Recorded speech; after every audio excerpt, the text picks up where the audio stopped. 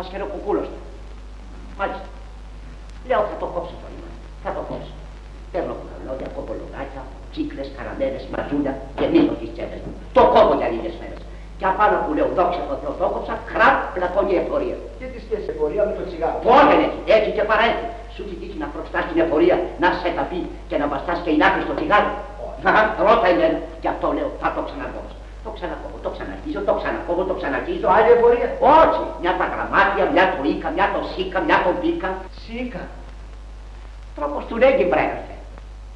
Κάτι τότσι, κάτι επιταγές που λες κύριε Λοχαγέ μου, βαλθήκανε όλοι τους με μένα να κάνουνε πλούσιο τον Παπαστράτο. Και σήμερα.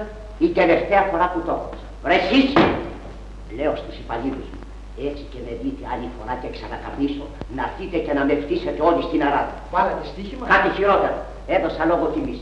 Και σήμερα, τι είναι σήμερα κύριε Λοχαγέ παρακαλώ? Πρώτη του μηνός. Πρώτη του μηνός. Δηλαδή νίκη, μισθή, κλειδώθηκα κι εγώ στην αποθήκη, χωρίς να με δει κανείς και έβγαλα το άκρη. Τι συνέχεια, τι ξέρω. Μάλιστα. Πηγαίνετε τώρα κύριε Μαραζιώτη και άλλη φορά να μην το ξανακόψετε. Μάλιστα. Και να μας συγχωρείτε. Παρακαλώ. Χαίρετε. Αντί.